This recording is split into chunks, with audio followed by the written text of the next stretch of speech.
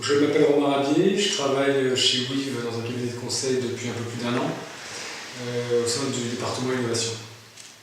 Chez WIV, on aborde cette question de l'engagement et de la solidarité de plusieurs manières. On a une filiale qui s'appelle Soleil Bleu, qui travaille exclusivement en conseil pour des associations et des ONG. On a une autre entité qui travaille sur l'accompagnement des politiques RSE des grands groupes. Et puis on a encore une fois plein d'actions en interne, via les relations étudiants, via le groupe RSE, mais cette fois-ci interne, qui mène des actions autour de l'engagement et de la solidarité pour le groupe WIV.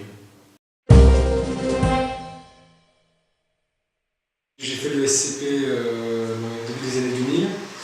À cette époque, donc, je me suis engagé auprès de l'UNICEF en tant que bénévole, suite à un projet de livre que j'ai publié qui traitait des grands thèmes de société. Le sujet était vraiment que les jeunes puissent prendre la parole et montrer qu'ils ont des avis argumentés, qui s'intéressent aux grandes questions de fond et que malheureusement le fait qu'on ne les voit pas à la télé ne veut pas dire qu'ils n'ont pas d'avis.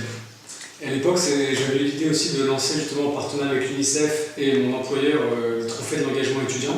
Donc, je suis content de voir que même si à l'époque le projet avait avorté, les trophées solidaires ont remis au goût du jour, continuent de mettre au goût du jour ce sujet.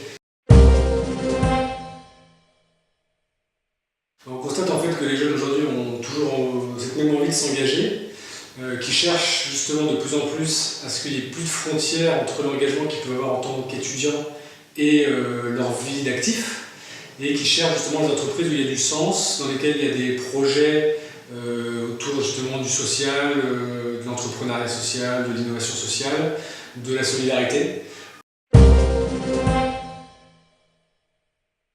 C'est vrai qu'en sortant d'école, comme beaucoup de jeunes, j'ai envisagé la piste humanitaire ONG. Je ne me suis pas retrouvé parce que des questions de mobilité, des questions financières, etc. Donc c'est pour ça qu'encore une fois je conçois que ce soit pas forcément un pas qui soit facile à franchir. Donc moi je me suis retrouvé dans le conseil. Mais finalement, on se rend compte aussi avec les années qu'encore une fois, on peut avoir une action forte sur ces thématiques-là en n'étant pas forcément engagé sur le terrain. Après, chacun doit s'y retrouver et chacun doit encore une fois trouver aussi l'entreprise qui lui permet de s'engager.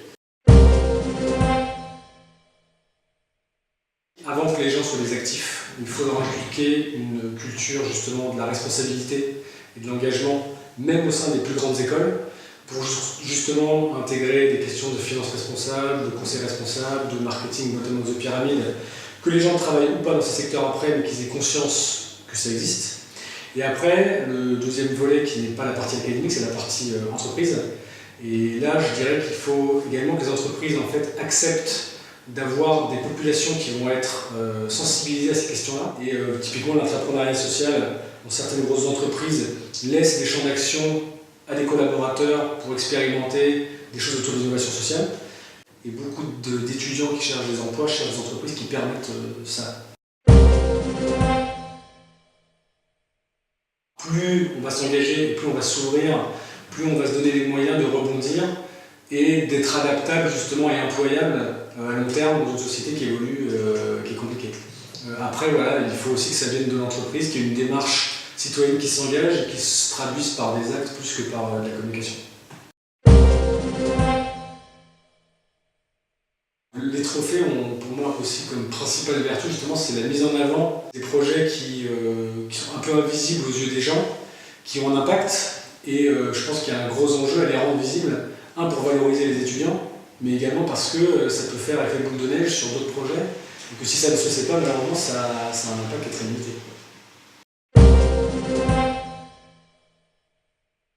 Longue vie au trophée solidaire.